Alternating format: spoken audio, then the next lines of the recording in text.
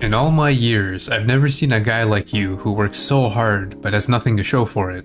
Eiichiro Oda has a pretty unique mangaka journey. It's a story about a stubborn, overconfident rookie learning to accept just how small his world truly was, while developing the skills needed to become a full-fledged mangaka. I see a lot of aspects of his struggle reflected in his characters. Ambitious and tenacious, unwavering loyalty and persistence, kind of dumb and silly. We'll take a look at the events that led up to One Piece and try to analyze parts of Oda's character based on what we know. Let's dive in. Oda was exposed to manga and other forms of visual art super early, which was a great way to spark lifelong interest in the field. I decided to become a manga artist when I was 4 years old. The instant I learned that such a job existed in the world, I thought, I don't have to work when I grow up. Funny statement knowing how much Oda works these days. This needs some elaboration. When I was in kindergarten, I really liked the work of Fujio Fujiko, but when I heard that all they had to do to make a living was draw pictures, I was so jealous. Back then, that meant exactly the same thing as not working at all. But what kid thinks drawing a picture means work? Working means putting on a suit and heading to the office, like my dad. One of the earliest inspirations that set Oda on his track was a manga called Kaibutsu-kun, aka the Monster Kid. It was about this kid and his monster friends fighting other monsters. He would frequently copy the series from his favorite works, which was a big contributor to how he developed his skills. As Oda stated, in the series there was this one panel that for no particular reason I really liked, and of all things it was a scene of a gorilla having a battle with a crocodile. The main character, Kaibutsu-kun, wasn't even in it, but I remember copying that one scene over and over again. There was clearly something about it that got me all fired up when I saw it. See, for boys, there's something special about seeing two powerful things fighting each other. The point is, it's the kind of thing that gets your veins pumping. I bet you can see where he's coming from. It's natural for an anime fan to savor those shows with intense battles and dynamic action sequences.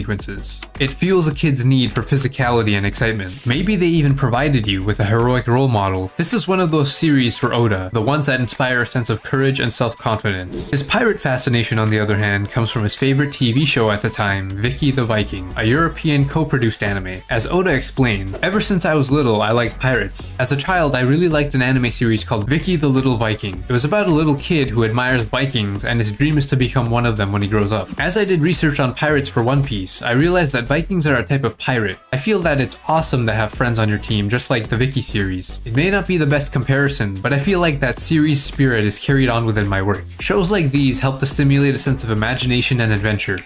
Oda's father further encouraged this interest by introducing him to his own hobby, oil painting. Oda would paint together with his father frequently, and it became a hobby of his own. Some of Oda's work is even displayed in the schools he went to. All of this culminates into Oda's first award. When I was in early elementary school, I entered a prefectural art contest and won the top award, Special Selection. The theme of the contest was future dreams, so I drew myself riding on a gigantic stag beetle. Its eyes were shining as it flew through the city at night. It was totally awesome. When I stood on that stage, proudly receiving my award, I saw the other winning entries on the wall and I was stunned. Everyone else had drawn things like myself as an office worker, myself as a nurse, myself as a police officer. What was the point? Once I realized the theme, I felt embarrassed of my mistake, but all of the adults smiled and praised my drawing. Yeah, he was one of those bug collecting kids. This story does a good job of summarizing Oda's personality up to this point. He's creative and often goes against the grain, but he also started to grow overconfident. When I was a child, I was drawing for fun and received praise for a picture. I became overblown with confidence and declared that I was going to become a manga artist. At the time, I wanted to become the best at drawing pictures. I believe that the person who draws the best is the best manga artist. The concepts for his drawings feel very manga inspired too, which wasn't uncommon. Manga would frequently influence Oda's decision making. The Shonen Jump series Captain Tsubasa was his inspiration for joining his high school soccer club in 5th grade. Oda's taste started naturally moving towards Shonen Jump at this age. He's reading everything, Koji Kami, Kinnikuman, and his favorite, Dragon Ball. How I first encountered Toriyama Sensei's manga was the second episode of Dragon Ball, regardless of when it was. I fell in love at first sight. I thought, he's too good. At that time, I loved Disney, but I was thinking, this is even better than Disney stuff. Dragon Ball is a masterpiece. Oda credits this series as having the greatest influence on One Piece compared to any other work. The impact manga could have on an individual was becoming quite clear to him now. I guess mild Spoiler for a Dragon Ball death on the next quote. I sometimes didn't enjoy my junior high school life, but I felt happy when Jump would be released the next day. When Krillin died in Dragon Ball, the whole school was thrown into turmoil. I remember someone kept running and shouting in the school, "Krillin died," with Jump in his hand. Oda claims he'll never forget this memory. Friendship is a pretty big element of shonen manga for a reason. I think the most important feature of a manga is for it to be a tool to make friends. I know it's a pretty common topic, but in fact, I did make many friends when I was a child through it. It was the latter half of middle school where One Piece would start to take shape. This is where Oda started to double down on his goals. When I was in middle school, I decided that I would draw a pirate comic in Jump. I'll ignore the atrocities of historic facts and just draw a bunch of jolly pirates. Cause hey, it's summer. With that, the idea was born. Oda claims that it was around 8th grade that he started drawing seriously. He would draw every day for hours, and the amount of time he spent practicing would only increase from there.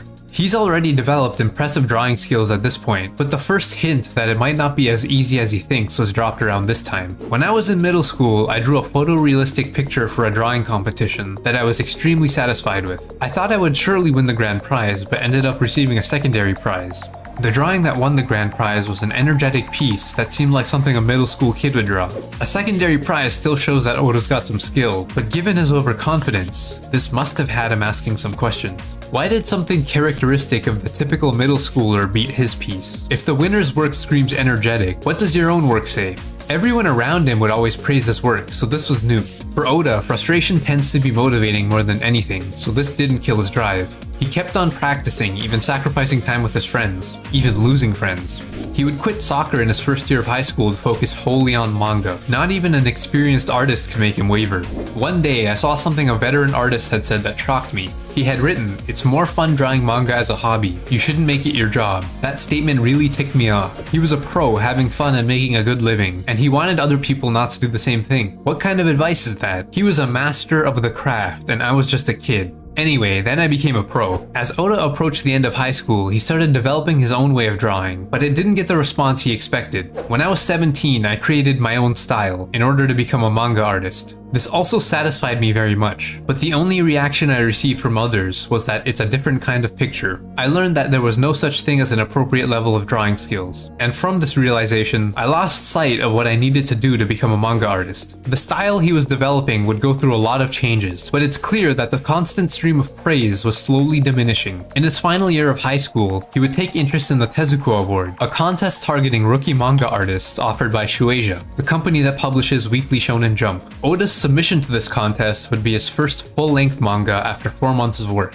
a short comedy western called Wanted. Oda has been a fan of westerns for a while, his favorite being Young Guns. These were the inspiration for this one-shot. It's a fairly simple but enjoyable story following this outlaw as he evades capture and eventually gets haunted by one of his victims. You can see elements of One Piece's comedy style in this work. I don't know what the standards are for 17-year-old aspiring mangakas, but Oda's got some cool panel work here. Action scenes are a lot more chaotic with irregularly shaped panels and full backgrounds. Calmer scenes are more rectangular panels with very plain backgrounds. Good prioritizing. The circumstances surrounding the development of Wanted made two things clear. 1. Oda draws fast. And 2. Drawing took priority. Everything else matters considerably less. You see, Oda was balancing a part-time job in addition to these other commitments at the time. It was at a restaurant called Barati, not to be confused with Baratier. As mentioned in a Jump Plus article, he was bad at it. Oda would unintentionally break plates on the regular, and even eat food on the job. One of the chefs at the restaurant, Tasaki-san, would scold him quite frequently. I couldn't find any comments on how Oda felt about actually working a real job, but it doesn't sound like he had a good time or took it seriously.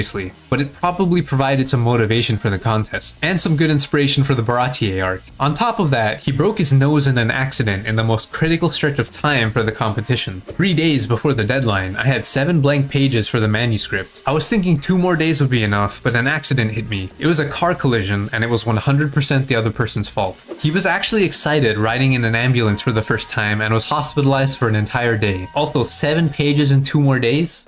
Well, he did it in 1 after that. It's also worth noting that he submitted Wanted under a pseudonym, Suki Himizu Kikondo. He was proud of his work, but Oda was worried how his teachers and parents might react. He's been spending most of his time doing this instead of tending to his other responsibilities after all. Oda ended up placing second along with 3 other people out of a pool of roughly 480 entries. There was no winner, which is a common occurrence with this award and can happen if the judges deem nothing was worthy. Oda revealed his real name to the world in his first ever interview published by this media company after getting his Tezuka Award achievement. In the article itself, he highlights how close he was to not finishing and how he's now developed a need to be constantly drawing. Placing this high for this award was huge. It guaranteed him a publication in Shonen Jump's monthly offshoot, gave him acknowledgement from Jump, and maybe the most impactful in the long term, access to an editor. He would soon meet Kaoru Kushima, perhaps the most impactful editor Oda has had in regards to his own personal development. More on this later. Wanted would become Oda's first published work.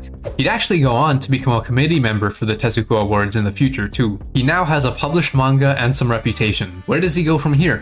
College. He started the architecture program at Kyushu Tokai University, obviously still spending most of his time drawing. He used that spot in Shonen Jump's monthly offshoot he was awarded to publish God's Gift for the Future in October 1993. This one had a fun concept. It's about God trying to correct a pickpocketer's habits by killing him, then lecturing him. But he messes up and antics ensue involving a book where whatever future events get written into it become true. While not being far off from when he made Wanted, I think God's Gift demonstrates an all-around improvement. A big takeaway for Oda personally, drawing powerful scenes has now become one of the themes in my manga. His next endeavor would be the Hop Step Awards that October. He entered Ikki Yako and placed first. This one's about a wandering monk, lacking the ability to fight monsters, suddenly being pressured into the task of taking one down. Oda's paid a lot more attention to his backgrounds on this one. We also get a taste of his ability to draw closer range fights. He reportedly didn't give much thought to themes or a message of some kind. All I had in mind was, fighting monk sounds good, and started drawing. And his key takeaway at the time, I love flashy scenes, but I also love scenery, so I think I'll treasure that as well from now on.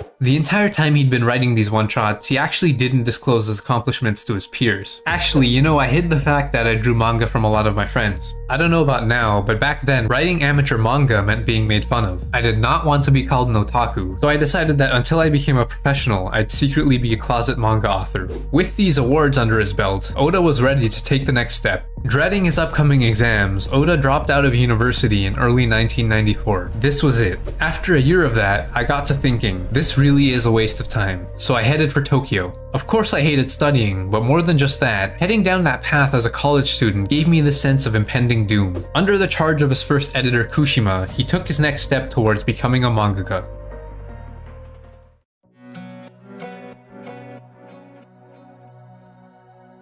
Kushima got Oda a series of roles as a mangaka assistant, but through the entirety of his assistant life, Oda would constantly be submitting work to his editor, hoping something would get approved. Pretty much everything was rejected.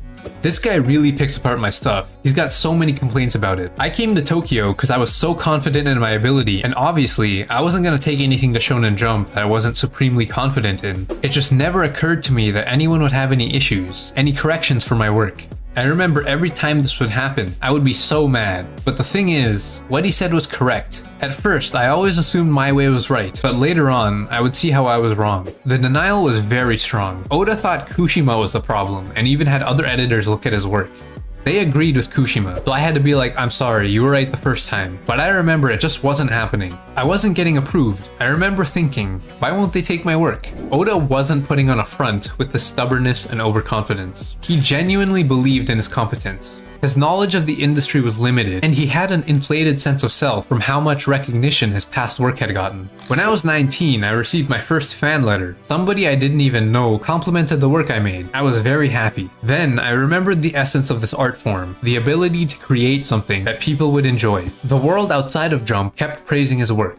The world inside Jump pointed out the flaws. The meetings between Oda and Kushima could get pretty heated, but the frustration and criticism provided the motivation Oda needed to keep working long hours and improve. That same stubbornness was also a source of strength. He would copy frames from Disney movies, which was a good idea. In The Little Mermaid, all the characters were drawn frame by frame. I drew and copied all the facial expressions that caught my attention. For practicing realistic pictures, Oda used movie magazines. I drew the faces of many of the movie stars in the magazine accurately, way, not as caricatures, but as if they were photographs. He evidently took each piece of Kushima's criticism seriously, but the worst one in his opinion: none of your female characters are cute. This is the most shocking piece of advice I've ever received from my editor. I couldn't sleep and spent the entire night drawing female characters. Oda would eventually start to understand the weak points of his work through the help of his assistant jobs. He first assisted Shinobu Kaitani on Midoriyama Police Gang. This manga was already close to ending, so the position only lasted a month, but that didn't keep him from being occupied the entire time and learning lots. He found the whole process fascinating. The thing that shocked me the most was the beauty of the final draft. The original molds are remarkably beautiful, 10 times more beautiful than I imagined. My own work wasn't even worthy of comparison. Unfortunately, this experience might have reinforced a misconception Oda had. At the time, I just thought that people who drew great pictures became manga authors, because everyone I knew of drew pictures really well.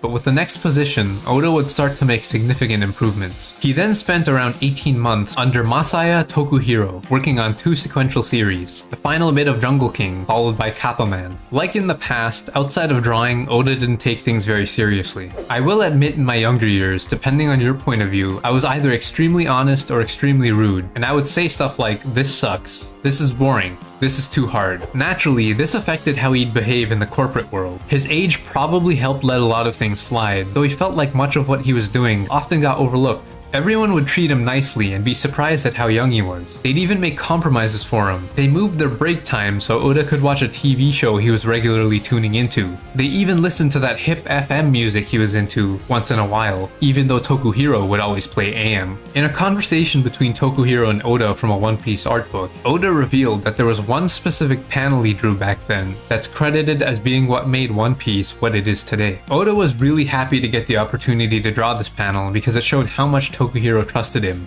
He botched it. This is the only quote I had to machine translate, so just be aware. Oda says in the interview, "When I handed him the finished drawing, he said, 'Are you satisfied with that?' In the end, I accepted it as is, but I was horrified when I saw it later in Jump. The faces of all the people looked the same." Oda goes on to explain how poorly done the outlining and facial features were, and that he regrets that drawing. "From that day on, I changed a lot. After drawing various outlines, I practiced making completely different faces. I believe that the reason One Piece exists today is because of this one panel." Yep, just like when I watch back one of my old videos and I can only see flaws and cringe. You know what I'm talking about. If you were to sum up this experience under Tokuhiro, you could say that Oda learned how important it was to pay close attention and avoid cutting corners. He greatly improved his ability to draw backgrounds, crowds, and clothing details. Not cutting corners can actually make the process more fun. I got a lot of the fundamentals beaten into me. While this is going on, Oda finally managed to get one of his drafts approved by Kushima. His one-shot Monsters was published in the 1994 Shonen Jump Autumn Special. This was a huge turning point for Oda. He was starting to recognize the faults in his work.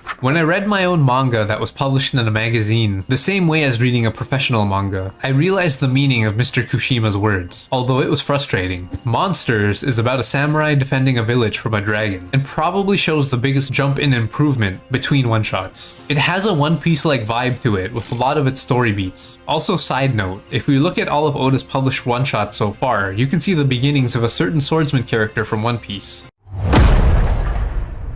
In some weird shonen mentor level move, Kushima was also to blame for what was happening to Oda. He basically planned out a training arc for him, but obviously had to make it more difficult than usual on purpose. I knew right from the start Oda was different. I made sure that there's an acceptable line for rookie mangaka. When Oda got to that point, I intentionally rejected his stuff. In other words, I raised the bar for him. So Oda is the protagonist of our world? Why did Kushima do this? Because he believed that the better an artist was at the beginning, the bigger their chances were of getting their first series cancelled in 10 weeks. He says it's due to their overconfidence and reluctance to listen to advice. Kushima knew Oda's type, and I guess he knew how to train his type too. Because Oda would later say, "I honestly couldn't understand why I was failing until I failed, but because of that, I felt I had a lot of the fundamentals built up. I had all these experiences to draw from before my serialized story. That was thanks to Kushima-san, even if it was incredibly frustrating." If you haven't picked up on it yet, the main point of improvement Kushima was trying to emphasize was character development and story.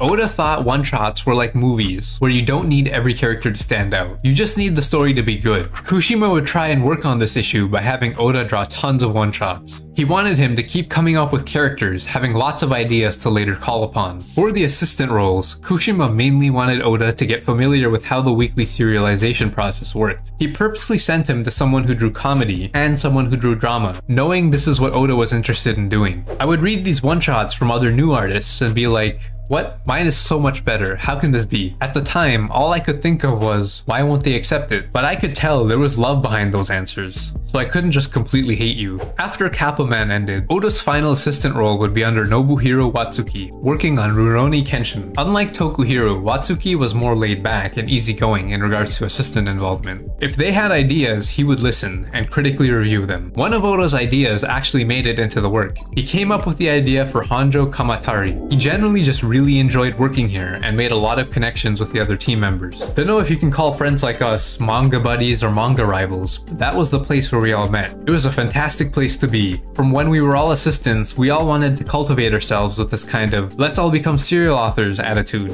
But with the good came a lot of bad.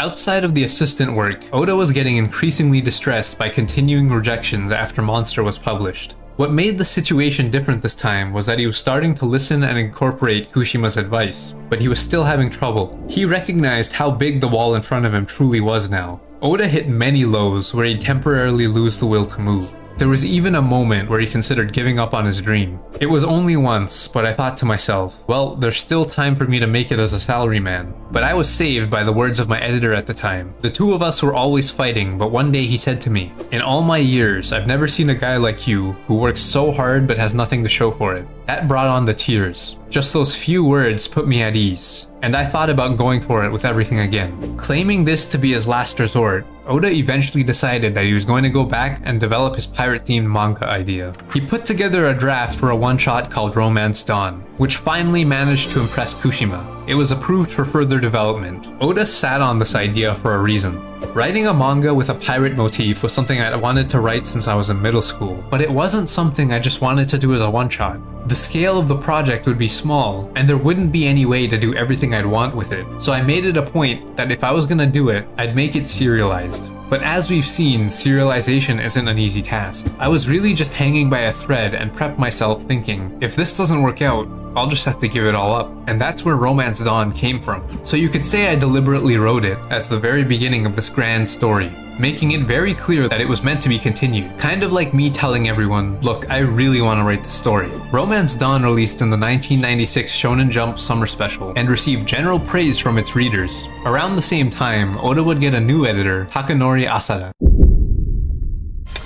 Asada also believed in this work, which is kind of an understatement as you'll soon see. He managed to arrange a rare opportunity to fill a gap in Weekly Shonen Jump. Oda worked extremely hard, sacrificing sleep and food to get the second version of Romance Dawn done in 2 weeks. It once again got a lot of positive reader feedback. This is the version largely available to us today. Longer and a bit less like a prototype One Piece compared to version 1. Still feels very One Piece though. Despite the response Romance Dawn had got, Asada's superiors were skeptical of the concept and refused to serialize it. According to a TBS radio interview with the editor, One Piece was rejected by higher-ups 3 times before it was finally serialized. Asada took this seriously. He fought hard for One Piece, even having a dream where he physically beat them up. There was even a day where he bugged one of his bosses from 9 PM to 7 AM, questioning why they didn't understand the awesomeness of One Piece. This situation strangely reflects some themes in One Piece, surrounding the conflict between the old generation and the new generation. The senior staff were stuck in their ways, by which I mean they wanted more of what is known to work, and were unwilling to take a gamble on something new. One of the names that would come up was Kazuhiko Torishima, a well-known Dragon Ball editor. Torishima didn't think One Piece would be successful. He had supposedly made a comment in 2015 stating, "Manga that doesn't sell well is just trash for editors," which I guess gives you some perspective into his mindset.